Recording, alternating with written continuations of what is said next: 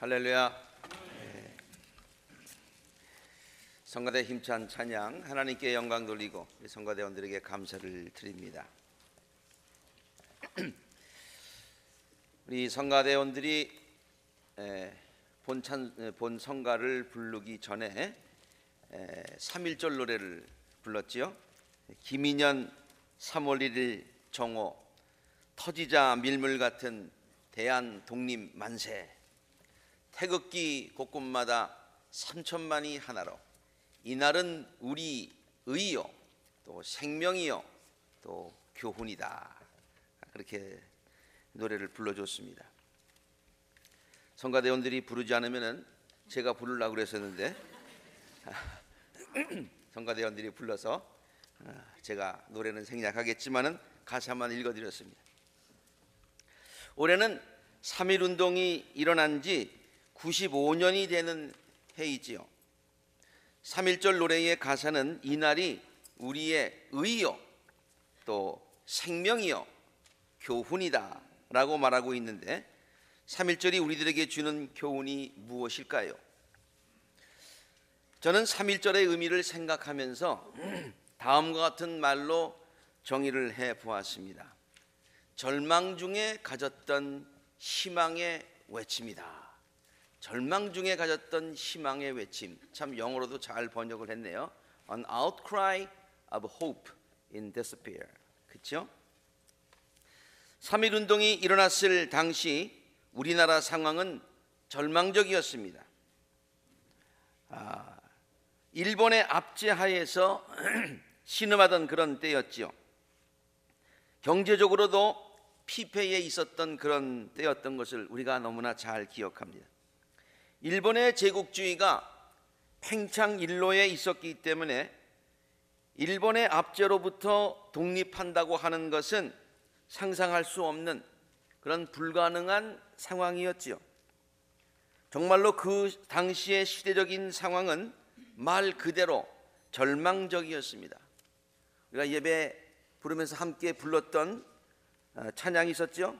아침 안개 눈앞 가리듯 라는 그런 복음성가를 불렀는데, 정말 안개가 쫙 끼어서 한 치 앞도 볼 수 없는 그런 절망적인 상황이었다는 말입니다. 그런데 우리 민족은 그러한 상황에서 절망하며 주저앉아 있지만 않았습니다. 희망을 가지고 독립을 외쳤던 것이지요. 독립을 외친다고 당장 모든 것이 해결되는 것은 아니었습니다. 그래도 희망을 가지고 독립을 외쳤습니다. 온 민족이 한 마음으로 희망을 외쳤던 것이죠. 앞이 캄캄해 보이는 상황, 그 상황에서 우리 민족은 새 하늘과 새 땅을 바라보았던 것입니다. 그리고 희망을 가지고 새 하늘과 새 땅을 힘차게 선포하였던 것입니다. 이 독립선언서를 보면은 우리 33인 중에 많은 분들이 기독교인이라서 그런지는 모르겠습니다만은, 특별히 이 부분을 보면은 요한계시록의 요한이 새 하늘과 새 땅을 보는 그 모습이 떠오르게 됩니다. 아무튼 이 독립선언서는 절망적인 상황 가운데서 독립을 선언하면서 작성된 것이지만은 그 안에는 절망적인 단어보다는 희망적인 밝은 말들이 많이 쓰여 있습니다. 제가 특별히 빨간 글로 쓴 것들은 참 희망적인 그러한 단어들을 제가 특별히 표시를 했습니다. 새로운 세상이 눈앞에 펼쳐지고 있습니다. 무력의 시대가 가고 도덕의 시대가 오고 있습니다. 옛날에 우리가 배울 때는 신천지가 안전에 정계되도다, 위력의 시대가 거하고 도의의 시대가 내하도다, 뭐 이렇게 우리가 외운 기억이 있습니다. 아무튼 새로운 세상 신천지를 노래하고 있습니다. 과거 한 세기 동안 갈고 닦으며 키우고 기른 인도주의 정신이 이제 막 새로운 문명의 밝은 빛, 참 희망적이죠.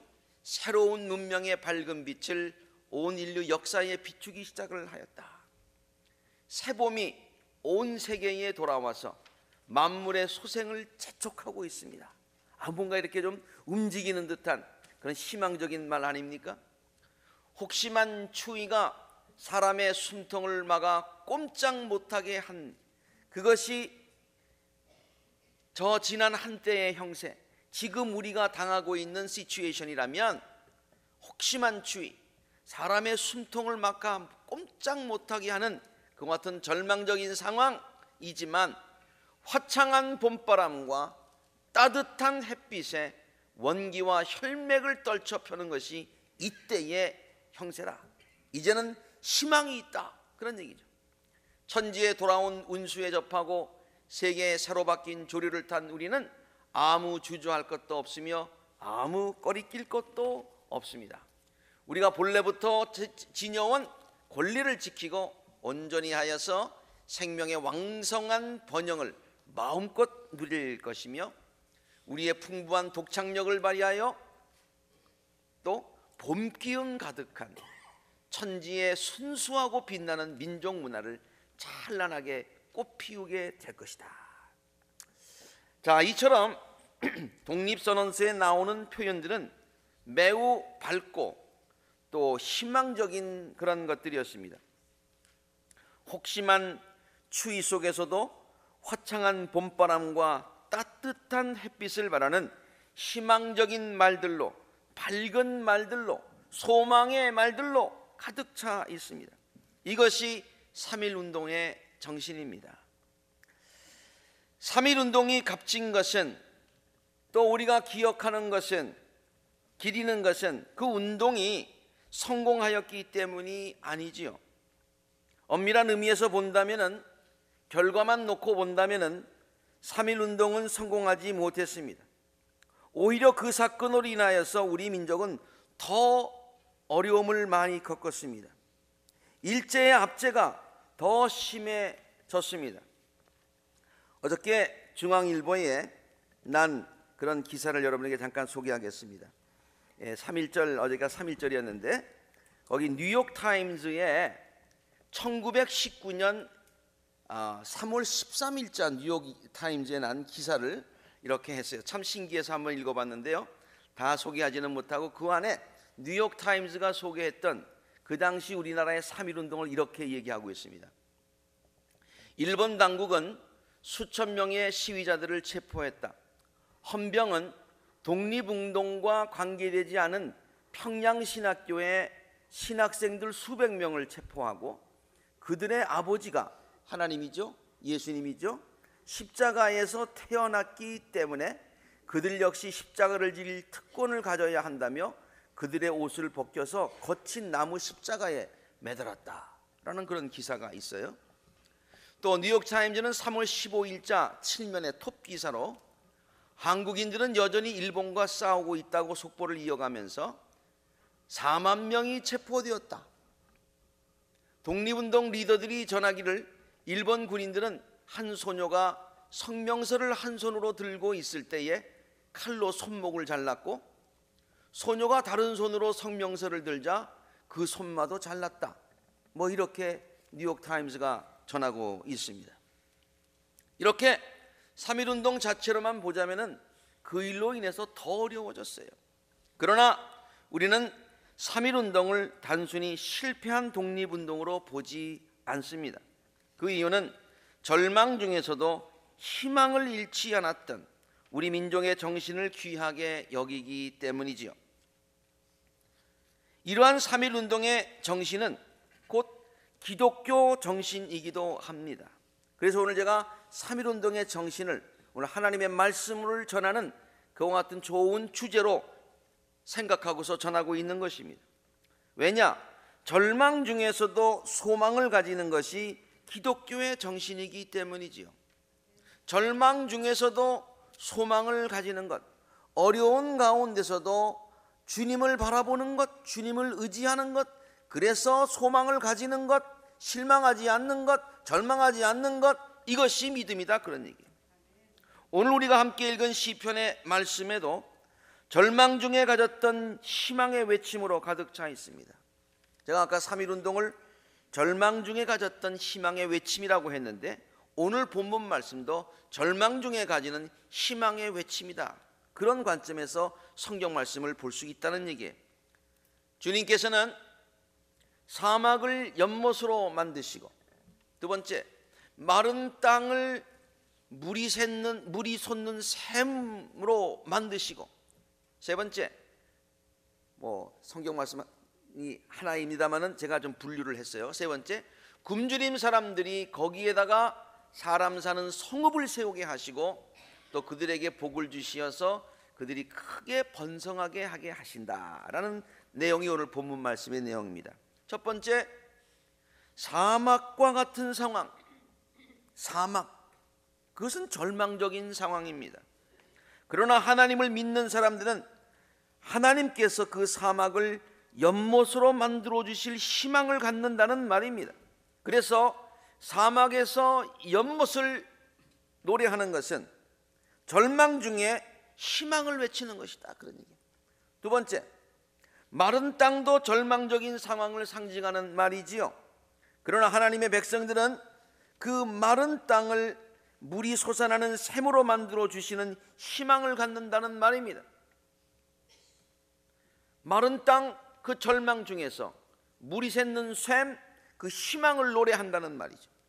세 번째, 굶주린 사람들이라고 했는데, 굶주린 사람들은 절망적인 상황에 처한 사람들입니다. 그러나 하나님은 그들에게 성읍을 세우게 하시고 그들을 번성하게 해 주신다는 것입니다. 절망정에 처해 있는 모든 사람들이 그 절망 가운데서 번성의 그 희망을 노래한다고 하는 얘기죠.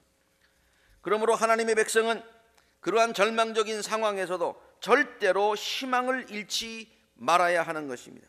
이것이 성경의 가르침이고 하나님이 우리에게 하신 약속이고 우리들이 가져야 하는 믿음인 줄로 믿습니다. 박근혜 대통령의 자서전을 읽어보았어요. 읽어보다가 더 친근감이 갔어요. 왜냐하면 국민학교 동창이더라고요, 저하고. 장충국민학교. 네. 그의 자서전의 제목이 매우 인상적이었습니다.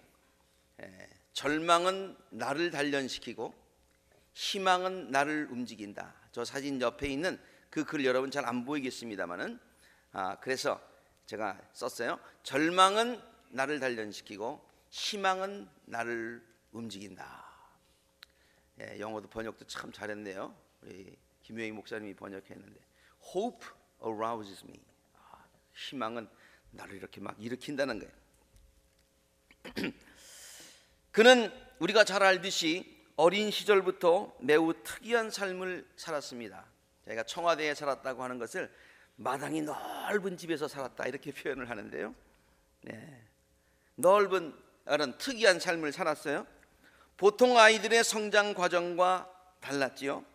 대통령의 딸로서 자라면서 남들보다 특별한 경험을 하기는 했지만은 그러나 또 한국의 역사의 소용돌이 속에서 겪어야 했던 어린 시절의 나이로는 어린 나이에 겪기 힘든 그런 아픔들도 많이 겪었던 것을 우리가 잘 압니다. 특히 부모님의 죽음을 겪으면서 그는 좌절하고 절망했습니다.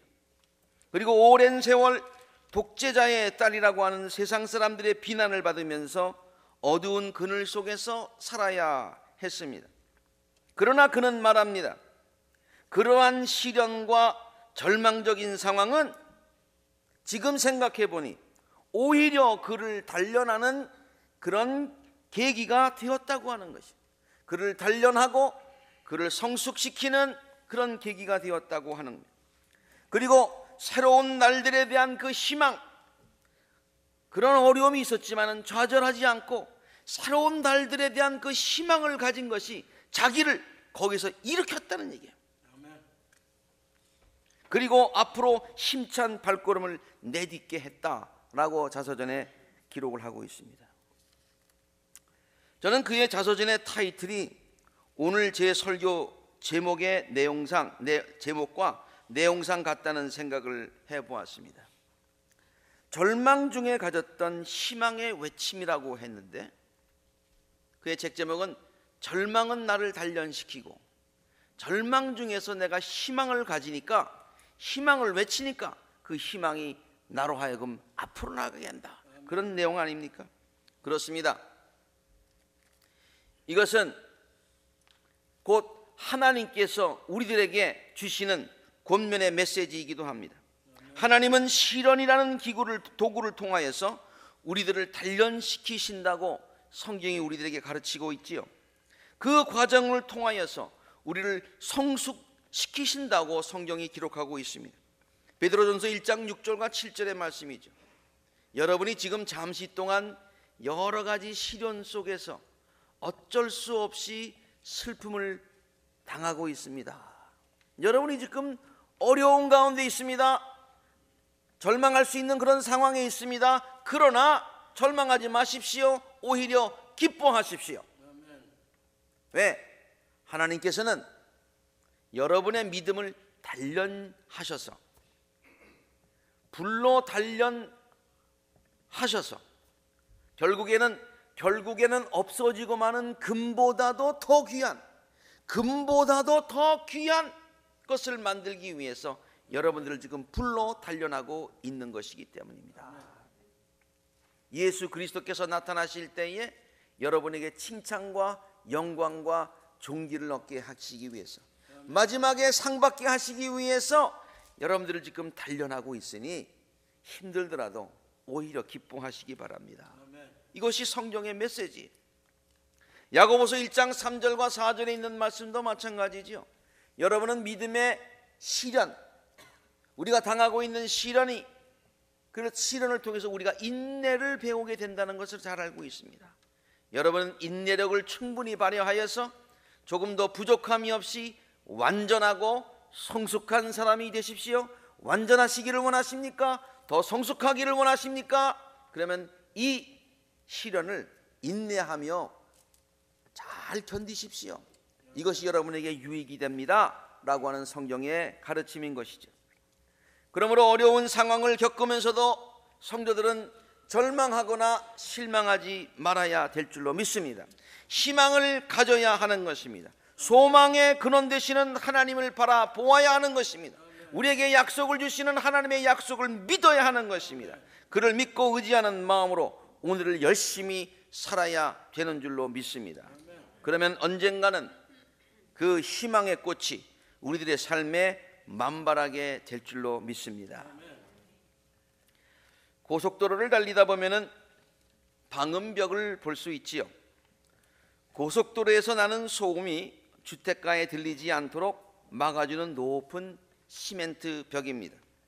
그런데 어떤 방음벽은 미관상 담쟁이 넝쿨로 쌓여 있는 것을 볼 수 있습니다. 그냥 시멘트로 쭉 있으면 보기가 그러니까 거기를 이제 담쟁이 덩굴로 이렇게 만들려고 담쟁이 덩굴들을 심어놓은 데가 많이 있습니다. 언젠가 LA에 사시는 어느 분이 담쟁이 넝쿨이 방음벽을 뒤덮는 그런 과정을 바라보면서 이제 그 앞으로 출퇴근을 늘 하면서 그 담쟁이 넝쿨 심을 때서부터 시작해서 이제 그것이 자라나는 과정을 이제 오고 가고 보면서 자기가 느낀 것을 글로 써서 신문에 낸 것을 한번 읽어본 적이 있어요. 한여름 LA 고속도로에 있는 그 방음벽은 특별히 여름에 하루 종일 내리쬐는 햇볕으로 인해서 뜨겁게 달구어져 있다고 합니다. 담쟁이 넝쿨이 그 뜨거운 시멘트 벽을 이게 타고 올라가는 것, 이것이 쉽지가 않지요. 그래서 처음에는 담쟁이 넝쿨이 대부분 말라 죽는다고 합니다. 그러나 담쟁이 넝쿨은 강한 생명력을 가지고 그 뜨거운 시멘트 방음벽을 올라간다고 합니다. 얼핏 보기에는 다 죽은 것 같은데 드문드문 살아있는 것들이 계속 올라간다고 하는 거예요. 언젠가는 방음벽을 가득 채우리라는 희망을 가지고 올라가는 것처럼 보였다는 거죠. 그 글을 쓴 분은 뜨거운 시멘트 벽을 올라가는 담쟁이 넝쿨을 바라보면서 미국에 살고 있는 우리 이민자들을 생각했다고 합니다. 시멘트 벽이 너무 뜨거워서 줄기가 말라 비틀어지듯이 이민 생활이 너무 어려워서 꿈을 이루지 못하고 중도에 좌절하는 사람이 많이 있지요. 그러나 많은 이민자들은 언젠가는 그 방음벽을, 인종의 벽을, 어려운 이민 생활의 벽을 뚫고서 가득 그 벽을 채우리라고 하는 그런 희망을 가지고 열심히 일하고 있지 않습니까? 결국 담쟁이 넝쿨은 그 방음벽을 가득 채우게 되듯이 우리의 삶이 하나님께서 번성하게 해주시고 창대케 해주시라는 그 같은 소망이 우리들에게 있다는 것이지요. 그가 쓴 글 몇 부분만 소개해 드리겠습니다. 어느 날 사라져 사글이 말라 죽어버린 줄 알았던 담쟁이가 너무 뜨거워서 못 올라가는 거예요. 그런데 다 죽은 줄 알았는데 듬성듬성 파랗게 벽을 타고 번져가는 모습이 어느 날 눈에 들어왔어요. 어린 싹을 태워버릴 듯 쏟아지는 햇볕을 묵묵히 받아내면서 감질나게 한 방울씩 떨어지는 물방울로 생명을 이어가며 불에 달군 듯 뜨거운 벽을 타고 지금 불에 달군 듯한 그 뜨거운 벽을 지금 타고 올라가고 있습니다. 비라도 시원하게 쫙 내리면 좋겠는데, 경제라도 쫙 풀렸으면 좋겠는데 안 풀려.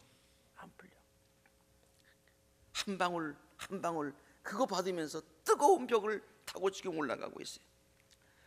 누렇게 색이 바래 금방이라도 말라버리고 말 것처럼 보였던 그 어린 싹들이 어느 틈에 기운을 회복했는지 간당간당한 몸으로 벽을 움켜잡고 제법 푸르푸르한 색깔을 자랑하며 우중충한 시멘트 벽에 싱싱한 생명의 색깔을 입혀나가기 시작한 것이다.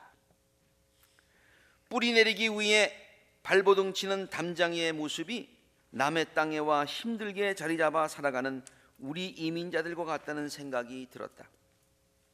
살아가면서 우리가 부딪히는 벽이 얼마나 많은가. 저것은 도무지 넘을 수 없는 벽이라고 미리 체험해 버린 것이 어디 한두 가지이며 그것은 나에게 불가능한 것이라고 지레 포기해 본 적이 또 몇 번이던가. 독립선언서 읽는 것 같으네요. 그런 표현들이 독립선언에도 있잖아요. 이렇게 실망하고 좌절한 적이 몇 번이던가.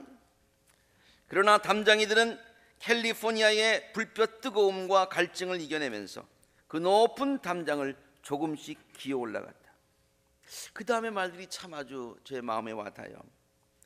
어렵지만 서로 돕고 살아가는 우리의 모습들, 특별히 교회 공동체를 통해서 서로 돕고 살아가는 이 모습들을 이렇게 아마 표현하는 것 같습니다. 담장이 잎 하나가 다른 담장이 잎 10개를 끌어주고, 담장이 잎 10개는 담장이 잎 100개를 밀어주며, 담장이는 담장이끼리 손에 손을 잡고 꼭 함께 올라가는 것이었다. 그리하여 마침내 담장이는 그 삭막한 세계를 푸른 생명의 물결로 덮으면서 결국은 그 벽을 넘어서는 것이었다. 오늘 아침 높은 벽을 제일 먼저 올라간 담장이 이파리 하나가 눈부신 아침 햇살을 온몸에 받으며 나에게 손을 흔들어 댄다. 참 이분이 시적인 것 같아요. 바람이 불 때마다 잎사귀에 달린 아침 이슬이 반짝인다. 요즘 나는 파랗게 벽을 타고 오르는 담장이를 바라보며 출퇴근을 한다. 멀지 않아 넓은 벽이 온통 푸르름으로 뒤덮일 것이다. 시리에 빠져 주저앉은 사람들이 담장이를 보면서 기운을 차리게 되면 좋겠다. 이민생활이 쉽지가 않지요. 뜨거운 방음벽을 타고 올라가는 다는 그런 생각이 듭니다. 갈증이 날 때가 많지요. 이른 비 늦은 비를 우리가 기다리지만 내리지 않을 때도 많지요. 따가운 햇볕으로 인하여 힘들고 지칠 때도 많이 있지요. 계속되는 불경기로 인하여서 모두가 심한 갈증을 느끼고 있습니다. 특히 요즘은 따가운 햇볕이 아니라 계속해서 눈으로 내리는 눈으로 인하여서 모든 사람들의 마음이 꽁꽁 얼어붙었습니다. 오늘 저녁부터 또 눈이 내린다고 합니다. 제가 그 뉴스를 보고 again? 설상가상 눈이 내린데, 그래서 눈 내려서 농사가 다 지금 엉망인데 조금 눈이 녹을 때 보니까 서리가 또 내려. 그래가지고 농사 다 망쳤네. 그게 설상가상 아닙니까? 설상가설이라고 그래야 되나요? 눈이 또 내리고 또 내립니다. 엎친 데 덮친 격이라는 말이 실감나는 상황입니다. 그러나 사랑하는 성도 여러분, 어떠한 상황에서도 절대로 실망하거나 절망하거나 한숨 짓지 마시기를 바랍니다. 우리 민족은 절망적인 상황에서도 희망을 선포하였습니다. 이것이 3.1절의 정신이요, 우리 민족의 정신이요, 아니 기독교의 정신인 것입니다. 이것이 믿음인 것입니다. 하나님은 분명히 하나님의 때에 우리들의 삶에 아름다운 것으로 채워주시고 우리들의 소망을 하나님께서 아름다운 열매로 맺게 해주실 줄로 믿습니다. 우리는 소망의 근원이 되시는 하나님을 믿는 자들입니다. 사막의 연못을 만들어 주시고 마른 땅에서 샘이 솟아나게 해주시는 하나님의 약속과 능력을 믿는 자들입니다. 저는 이 말씀이 항상 읽을 때마다 정말 마음에 큰 힘과 용기를 줍니다. 기도할 때 이 말씀을 인용하면 마음 가운데 평안함이 있습니다. 두려워하지 말아라, 내가 너와 함께 함이라. 놀라지 말아라, 내가 네 하나님이 됨이라. 내가 너를 굳세게 하리라, 참으로 너를 도와주리라. 내가 의로운 나의 오른손으로 너를 붙들어 주리라. 우리들에게 이러한 소망을 주시는 하나님을 바라보면서 희망을 잃지 않고 내일을 향하여서 힘찬 발걸음을 내디디시는 우리 아콜라자단의 모든 성도님들이 되시기를 우리들에게 소망을 주시는 예수 그리스도의 이름으로 간절히 축원합니다. 함께 기도하시겠습니다.